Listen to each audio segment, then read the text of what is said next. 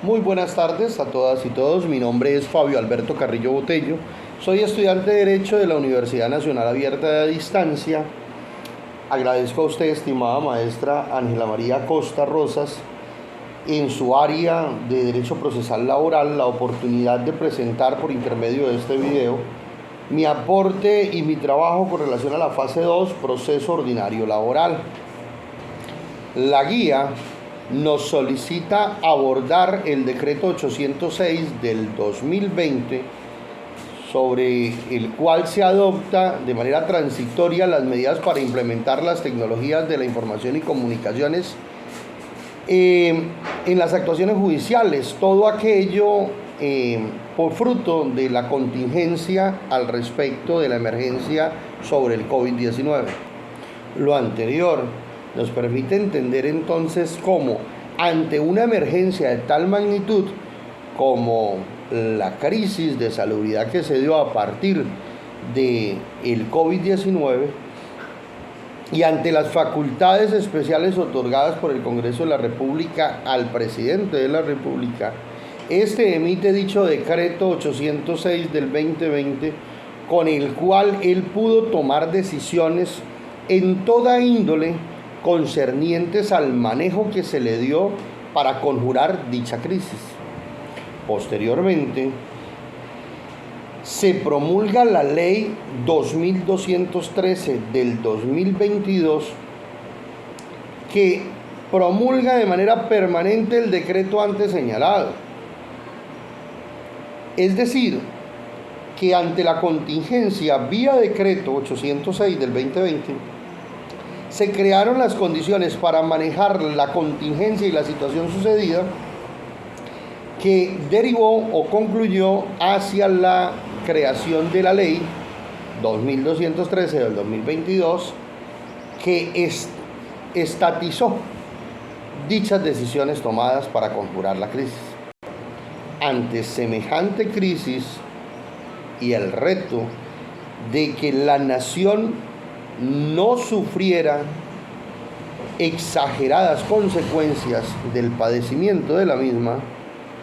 entre otras cosas, se potencializa la utilización de las tecnologías de la información, así como el uso de las herramientas tecnológicas para poder dar continuidad a la vida humana y a las diferentes actividades y labores que desarrollamos los seres humanos. Asimismo, la rama de la justicia y todos los procesos en el orden judicial no fueron excluidos de dicha necesidad, y es así como se empieza a desarrollar la articulación con las tecnologías de la información para darle continuidad a la vida jurídica y al desarrollo de la aplicación de la justicia en Colombia. Por tal razón,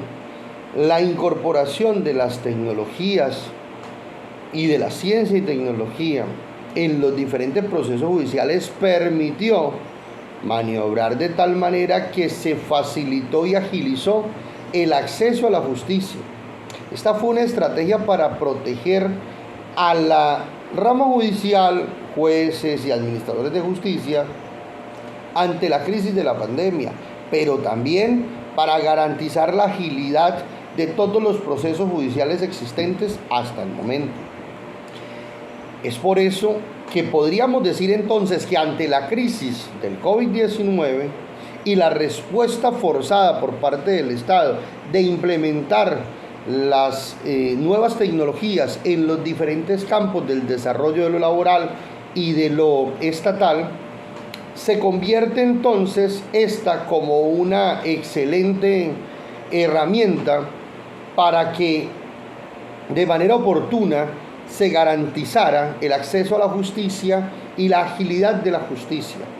Esto se convierte en medio de la tragedia en algo muy positivo para el desarrollo del país, ya que nuestro sistema de justicia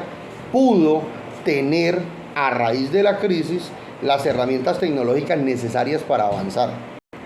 Tenemos entonces, por ejemplo, que se crearon audiencias en el cual no era necesario estar en un mismo lugar para poder dar tránsito al proceso judicial. Es decir, estaba el imputado o el acusado en un lugar con conexión remota de internet, así como también sus abogados, la parte demandante, la contraparte, el juez, y todo esto se hizo a través de las herramientas digitales de la comunicación y las tecnologías. Ahora bien,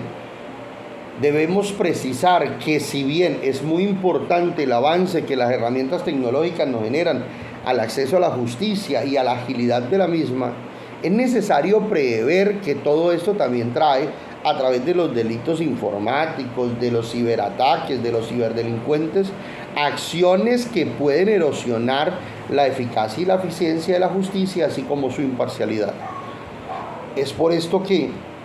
el decreto 806 del 2020 da las herramientas para poder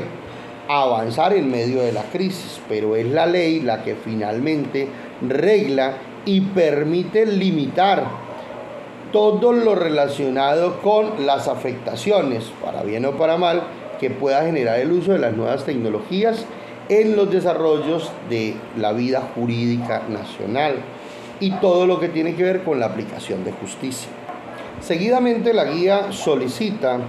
poder hacer un proceso ordinario laboral y entonces paso a redactar. Tiene como fin dar solución a las controversias presentadas entre empleadores y trabajadores en el área laboral. Los procesos ordinarios laborales de única instancia y las etapas del proceso ordinario de lo laboral de única instancia se contraponen con las características del proceso ordinario y laboral de única instancia. Estas tienen, por ejemplo, la presentación de la demanda,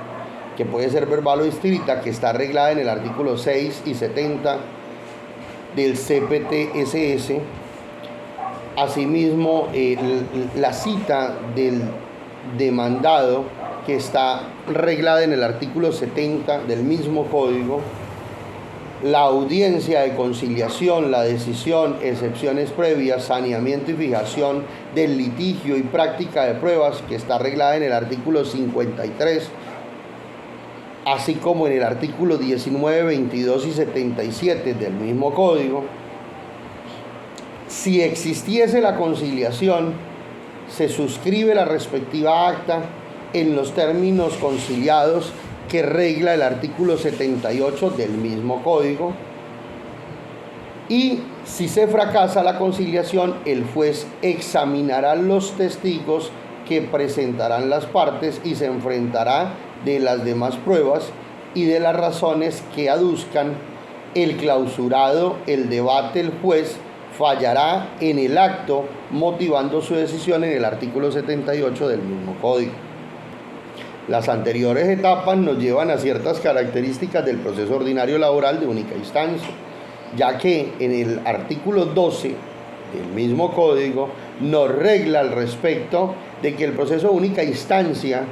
por la cuantía, toda vez que ésta no debe superar los 20 salarios mínimos legales eventuales vigentes. Es decir, que la pretensión calculada al presentar la demanda o iniciar el proceso no puede superar dicha cuantía. Se tramita ante un juez, otra de las características, laboral, de pequeñas causas, o juez municipal de pequeñas causas laborales, dentro de la jurisdicción donde se haya prestado el servicio o se haya laborado. Es un tipo de proceso que es muy expedito, que a diferencia de los procesos de mayor cuantía, la decisión del juez no tiene ningún recurso ni es objeto de consulta.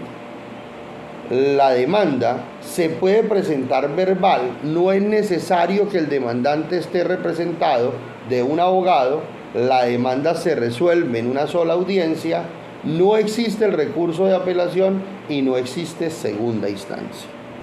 Es importante decir que el mismo Código Procesal del Trabajo y de la Seguridad Social nos permite entender cómo se presenta la demanda, cómo se cita al demandado, la audiencia de conciliación, cuáles son los diferentes trámites que debe tener, así como también el mismo Código Procesal del Trabajo y de la Seguridad Social nos establece que la demanda debe cumplir los requisitos que están plasmados en el artículo 25 del mismo código. Nos da también las etapas del proceso ordinario laboral en primera instancia, que es la presentación de la demanda en el artículo 25, el auto de admisión o de inadmisión en el artículo 25 y 28, se notifica al demandado y se corre traslado de la demanda en el artículo 70, la contestación de la demanda está arreglada en el artículo 31, el auto de admisión o inadmisión de la contestación de la demanda, que es el párrafo 3 del artículo 31, el parágrafo 3, la audiencia de conciliación, decisión de expediciones previas, saneamiento y fijación del litigio en el artículo 44 y 73. Si hubo conciliación susceptible, se suscribe la respectiva acta en los términos de conciliatorios que nos habla el artículo 78. Si fracasa, entonces se establece el acta según lo articulado en el artículo 78. Si hay audiencia de trámite y de juzgamiento en el artículo 44 y 80, los recursos que se pueden ser de reposición, apelación, queja, entre otros, están mencionados en el artículo 62 y 69, y segunda instancia en el artículo 82-85, y por último el de casación en el artículo del 86 al 99 del Código Procesal del Trabajo y de la Seguridad Social. Cabe decir, estimada maestra Ángela María, que agradezco profundamente la oportunidad de poder presentar a través de este video lo concerniente a mi recuperación de la fase 2, y agradezco profundamente las consideraciones que ha tenido con el suscrito. Muchas gracias y que Dios le bendiga y le proteja siempre.